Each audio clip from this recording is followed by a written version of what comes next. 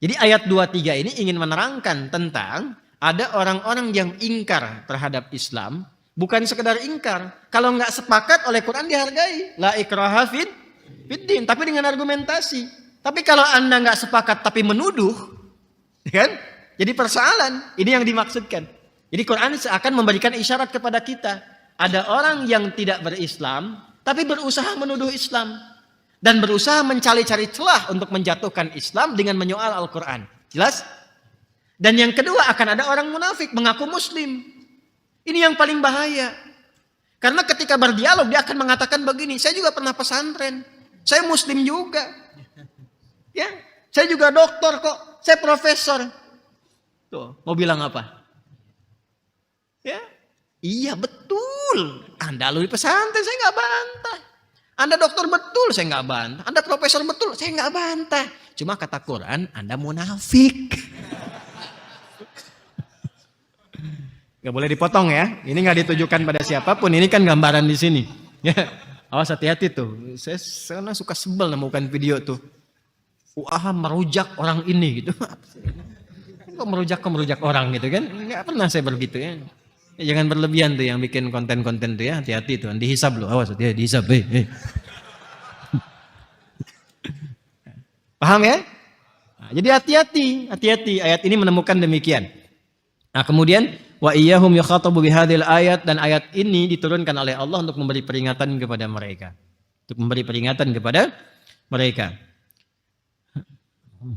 Kemudian udaraba'ahum yu'na biha qala Allah jalla thana'uhu wa in kuntum ayyuhal musyrikun minal arabi wal kuffar min ahli alkitabaini fi syakkin wa huwa raib mimma nazzalna ala abdina Muhammadin sallallahu alaihi wasallam minan nuri wal burhani wa ayatil furqani annahu min 'indi wa annal ladzi anzaltuhu ilayhi falam tu'minu bihi wa lam tusaddiquhu fima yaqul fa'tu bihujjatin tadfa' hujjatah.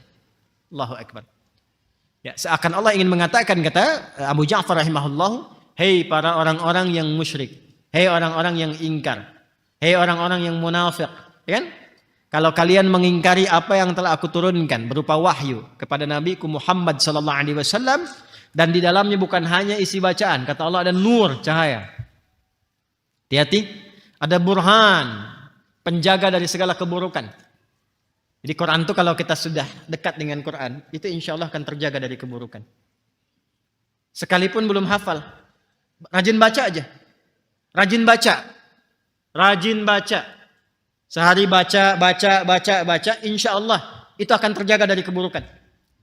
Karena burhan itu tidak pernah ditampilkan dalam Al-Quran kecuali salah satu maknanya penjaga dari keburukan. Ya, Nabi Yusuf alaihissalam ketika digoda oleh salah satu perempuan, istri dari pejabat, nanti indah, masya Allah. Semua akan terang pada waktunya, ya. Ketika masuk surat Yusuf, yang saya maksudkan surat Yusuf ya, jangan dibawa-bawa kemana-mana, jangan dipotong nih, awas nih.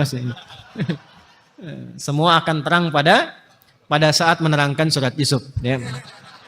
Pada waktunya. Jadi kisah Yusuf itu diantara ayat yang disebut oleh Quran ahsanul qasas. Karena ketika dibaca, dibahas, itu indah sekali. Dan nikmat gitu mengkajinya itu. Makanya di Timur Tengah pun gak akan ada orang bosan mengaji surat Yusuf itu. Salah satunya ini contoh. Kalau Bapak Ibu dengar KDRT, kekerasan dalam rumah tangga, biasanya dikerjakan oleh siapa? Pada umumnya laki-laki kan? Suami. Tapi Al-Quran mengungkap boleh jadi terjadi kekerasan dalam rumah tangga yang inisiatornya justru perempuan. Hati-hati. Di kekerasan dalam rumah tangga itu tidak hanya terjadi, kata Quran, oleh laki-laki, suami atau ayah terhadap istri atau anak, bisa terjadi karena sebab istri, perempuan. Apa di antara contohnya? Imra'atul Aziz. Nggak disebutkan siapa namanya. Memang Israiliyat sebagian mengatakan Zulaikha. Ya, tapi Quran nggak menyebut nama. Kalau nggak disebutkan namanya di Quran, disebutkan inisialnya, maka Quran ingin memberikan gambaran, ini terjadi bukan karena nama orangnya. Karena keadaan yang melekat pada dirinya. Apa keadaan pada waktu itu? Imra'atil Aziz, istri pembesar. Hati-hati kalau jadi istri pejabat. Apapun jabatannya. Karena jabatan yang melekat itu bisa mendorong terjadinya sesuatu. Apa di antara yang terjadi itu? Ternyata, ini surat Yusuf ya. Ini surat Yusuf nih. Surat Yusuf. Ya. Al-Aziz itu kan pembesar. Ya, Aziz itu yang dihormati, diagungkan. Jadi ada yang mengartikan macam-macam. Ada yang mengartikan panglima. Ya, ada yang mengartikan komandan. Ada yang mengartikan Perdana Menteri. Yang penting punya jabatan. Jabatan yang terhormat yang dengan itu diagungkan. Ya, ya entah misalnya sekarang jadi kepala divisi atau misalnya kepala bagian atau komandan tertentu. Mungkin atau juga di hati-hati di jabatan perusahaan. Di perusahaan bisa jadi bos. Maaf ya, kalau Anda jadi bos, sekretarisnya laki-laki perempuan? Perempuan. Ya kan? Ini kebalik. Wa imra'atul aziz, dan istri pejabat. Di surat Yusuf kan jelas. Suaminya sedang keluar, istrinya melihat Yusuf kan orang luar. Ya kan? Ada di rumah dan telah beranjak dewasa, lama di situ. Awal-awal kan dianggap anak. Ya kan? Nabi Yusuf tuh awal-awal kan dianggap anak kan? Ya, ini anak kita, ini dirawat dan sebagainya. Lama-lama jadi suka. Lama-lama ya kalau cinta itu biasanya bening, ya kalau suka itu bermasalah gitu kan. Nah, ketika suka terjadilah sesuatu. Apa yang terjadi? Berusaha kan? Ya, berusaha untuk mendapatkan sesuatu yang ingin didapatkan dari Yusuf. Artinya tindakan yang tidak baik. Ketika suaminya sedang keluar, dia mengkondisikan di rumah supaya mendapatkan hubungan dengan Yusuf alaihissalam, dan itu direncanakan dengan sangat luar biasa. Wa ghallaqatil abwaab wa qalat hayta lak, pintu ditutup pelan-pelan. Ghallaqa itu pelan-pelan. Ini menunjukkan pintunya bukan cuma satu. Ya, pengawal suruh keluar dulu semua. Tutup satu-satu, gembok dikunci pelan-pelan. Celaka kalau ketahuan, kan? Ditutup rapat. Ya, maka apa yang terjadi? Perhatikan kalimat Qur'annya. Walaqad hammat bih. Ayo yang belajar tajwid, tahsin, qiraat, perhatikan cara bacanya ya. Ya, ini ada beberapa yang secara tajwid benar, tapi wakaf dan ibtidaknya sering saya koreksi kalau saya jadi lajnah tahkim atau juri gitu kan, atau sedang menguji, itu saya selalu coba bacakan dengan ayat ini. Walaqad hammat bih, berhenti di sini.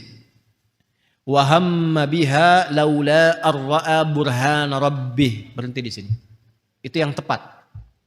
Secara makna, bukan hanya secara tajwid. Kadang ada yang baca begini, walaqad hammat bihi wa hamma biha. Secara wakaf mungkin benar, secara tajwid bacaan mungkin benar, tapi secara makna kurang tepat. Walaqad hammat bih, dan istri pembesar itu sangat tertarik kepada Yusuf sehingga mengajak Yusuf untuk berhubungan. Selingkuh lah bahasa sekarang gitu.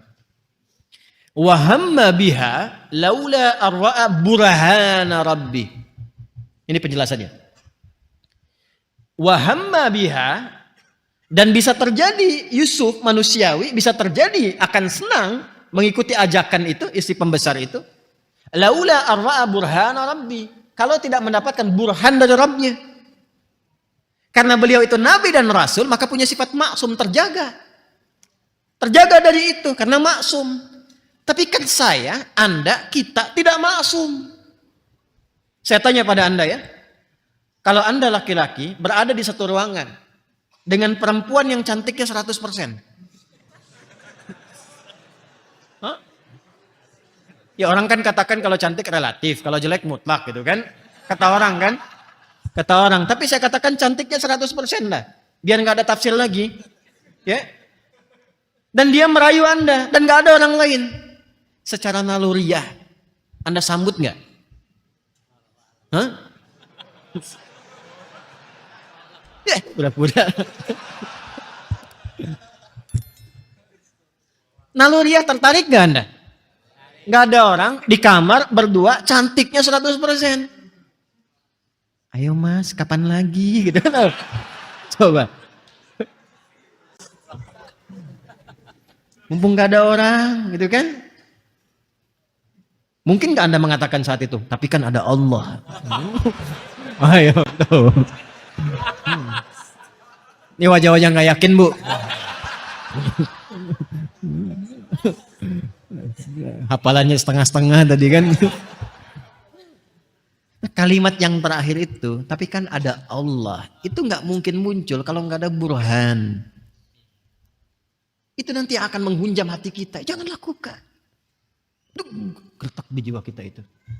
Ya, itu yang menjadikan di antara orang mulia. Cobalah baca kisah-kisah orang saleh. Pernah kejadian setelah itu digoda. Ada seorang tuan rumah bawa dia ke dalam, digoda. Kalau enggak saya teriak, kamu akan perkosa saya. Tiba-tiba apa yang terjadi? Iya boleh sebentar, tapi aku kan mandi dulu. Enggak enak kalau begini. Masuklah dia ke toilet, dia lumuri badannya dengan kotoran. Ketika keluar, maka si perempuan itu merasa jijik, mengusir dia langsung pergi.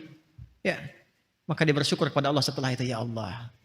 Ya, aku bersyukur kepadamu yang memberikan kepadaku petunjuk untuk melumuri dengan kotoran. Maka orang ini setelah itu meninggal dunia dan di tubuhnya keluar bau harum sebagai ganti dari kotorannya. Sampai wafatnya. Ini kisah viral. Ini kisah nyata. Makanya baca tuh yang nyata-nyata. Oh, anak sekarang kok bacanya dongeng-dongeng gitu kan, yang fiktif-fiktif. Baca yang nyata-nyata banyak kok. Kalau yang ada yang asli kenapa baca yang fiktif gitu kan? Ya, itu yang kita harus banyakin gitu. Nah ini burhan itu nah Quran itu disebutnya burhan. An-nur wal burhan. Cahaya yang menghilangkan kegelapan. Gelap itu kan banyak maknanya. Gelap itu bisa dosa. Gelap itu bisa kalut. Sedang gelisah, sedang kalut. Ambil wudhu, buka mushaf, baca Quran. Tenang. Ketika maksiat ada burhan terjaga. Itulah Quran. Makanya Allah nggak ridha Quran dituduh. Allah tidak ridha Quran dituduh. Ya, kata Allah, hei kalau kamu mau duduk Quran itu bukan cuma bacaan. Kalau kamu bikin puisi itu cuma bacaan aja. Puisi kamu tuh cuma bacaan, nggak ada maknanya, nggak ada karyanya. Ya, burung terbang dibikin puisi, apa maknanya? Sautus safiril bulbuli hayya qalbi thamili al-ma'u wa zahru ma'a ma zahri ladhul muqali fa anta ya sayyidi wa sayyidi wa maulali fakam tajummuni ghazailun uqayqali qataftuhu min wajhatin fil hadar rajuli faqala la faqad qada muharwini wal walad wali ya wailali faqultu la tuwal wili fabayyinun lu'lu ali qalat tauhina kadza in radidul muqali kahatan kakailali tabtabuli. Apa artinya? Enggak ada maknanya. Cuman pengen nerangin ada burung bulbul lompat-lompat di atas pohon. Itu aja. Kata-kata kalian tuh enggak ada maknanya. Terus kalian ingin menuduh Quran yang sangat lengkap maknanya. Lengkap manfaatnya, utama keistimewaannya. Dan kalian tuduh serta rendahkan Nabi yang sangat aku kasihi. Nabi terbaik yang lahir untuk umat manusia. Makanya Allah marah. Kalau kalian merasa demikian, kata Allah datangkan buktinya. Bikin yang seperti itu. Jangan nuduh sembarangan. Kalau kalian tidak taubat, ancaman nerakanya tinggi. Nah itu ayat yang turun ya kepada orang-orang yang dikhitab di era Nabi Shallallahu Alaihi Wasallam. Tadi saya katakan tadi itu burhan. Saya katakan burhan ingin menunjukkan bahwa burhan itu menjaga kita dari perbuatan maksiat. Jelas sampai sini? Dan kalau ada orang salah, terjebak dalam keburukan, bukan direndah-rendahkan. Dibimbing untuk jadi baik. Saya kadang suka heran juga gitu ya. Memang ada orang salah. Kesalahannya banyak, tapi kalau dia masih hidup, bantu dia tobat, bukan dihujat. Mohon maaf ya dengan kalimat ini, karena saya kan ulama, nggak bisa gitu berkata-kata demikian itu. Ya, jadi bukan kita sibuk untuk menghujat, bantu supaya bertobat. Bagaimana bertobat itu? Tobat itu kembali kepada jalan yang benar. Bantu dia menerangkan kesalahannya secara benar. Bantu dia mengakuinya dengan benar. Mampu dia meniti jalan dengan benar. Mampu meminta maaf dengan cara yang benar. Mampu berjanji untuk mengoreksi kesalahan sehingga menjadi pribadi yang benar. Sehingga kita banyak diuntungkan.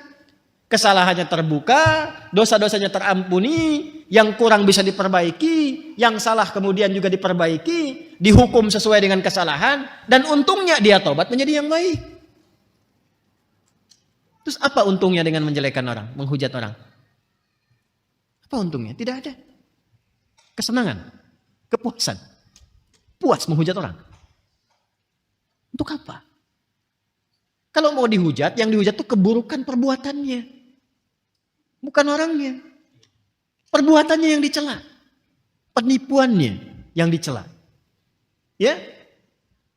Apa lagi? Korupsinya yang dicela, judinya yang dicela, pencuriannya, pembunuhannya yang dicela. Itu yang dicela. Supaya perbuatan itu dianggap buruk. Ketika dianggap buruk, ditinggalkan. Makanya dulu perilaku yang buruk itu dilekatkan kalimat-kalimat yang buruk pula. Nggak diperbagus. Dulu, maaf ibu ya, perempuan yang keluar malam kan kata-katanya langsung kotor. Laki-lakinya juga begitu. Pezina. Bahkan petugas Belanda pun, ya kalau ada orang yang berbuat zina, di prajuritnya sendiri, itu dibawa ke halaman luas. Dicoreng tuh, itu hidungnya pakai arang. Sehingga kelihatan belang. Maka disebut hidung belang. Asalnya dari situ. Baca sejarah yang betul. Ya, dicoret hidungnya disebut hidung belang. Setelah itu dirajam. Ya, dilemparin tuh semua. Menunjukkan perbuatan ini kotor. Dulu tuh masih seperti itu. Sekarang dibagusin. Kupu-kupu malam. Koruptor. Udah disebut maling. Itu kan? Ya, pencuri misalnya. Itu kan? Jangan dihalus-halusin. Pezina, sebut pezina. Udah, jangan dibagus-bagusin. Transgender ini apa? Enggak usah. Dukunnya dukun, udah. Pemegang remote langit nih. Udah apa lagi? Udah enggak usah. Dan kita doakan, bimbing doakan. Tapi jangan dibikin bagus. Orang pintar. Karena yang datang bodoh gitu kan. Ya kan? Yang datang bodoh. Paranormal yang datang tidak normal. Kalau normal nggak akan mungkin datang. Makanya disebut paranormal. Kalau yang datang tidak normal. Jelas? Aduh, ini ada-ada aja ya. Ya Allah, semoga Allah ampuni kita semua ya. Ya. Kalau ngaji aja, nggak usah nyindir-nyindir orang lain ya. Tapi kalau tersindir atau merasa, ya maka diperbaiki. Ya, saya pernah sebut nama tidak? Tidak. Dan memang tidak perlu menyebut nama, karena memang bukan ditujukan untuk nama-nama tertentu. Kita tuh kalau berdakwah, dakwah saja sampaikan risalah. Kalau memang ada yang merasakan itu hadir dalam dirinya, kalau baik pertahankan, kalau kurang baik perbaiki. Kalau tetap tidak baik, bantu oleh kita dengan doa supaya jadi baik. Paham sampai sini?